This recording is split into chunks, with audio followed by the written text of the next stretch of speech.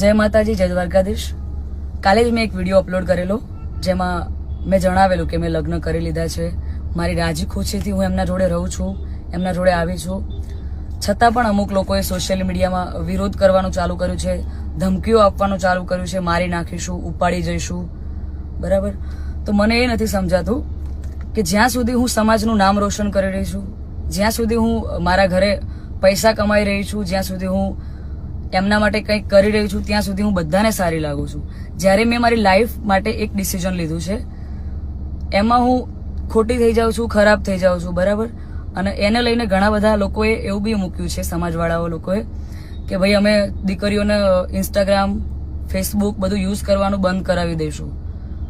તો આ નિયમ ફક્ત દીકરીઓ માટે કેમ છે મને એ નથી સમજાતું.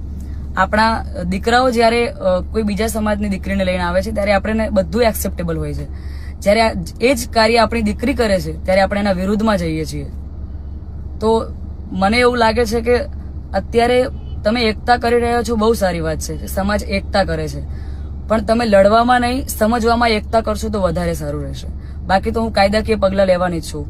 અને આ બાબતે હું આપણા વિધાનસભાના અધ્યક્ષ શ્રી શંકરભાઈ ચૌધરીને વિનંતી કરું છું અને આપણા ગૃહમંત્રી શ્રી હર્ષભાઈ સંઘવીને પણ વિનંતી કરું છું કે મને આમાં સપોર્ટ કરે.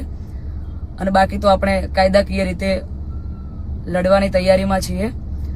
અને મારા સમાજને એક પ્રેમથી મારી આ રિક્વેસ્ટ હતી કે હું સમાજની દીકરી છું અને મેં જે કંઈ પણ પગલું લીધું છે એ મારી પર્સનલ લાઈફ છે, મારી પોતાની ચોઈસ છે. તો એના ઉપર કોઈ સવાલ કે કોઈ કમેન્ટ્સ કરવાનો કોઈને અધિકાર નથી. જય માતાજી, જય દ્વારકાધીશ.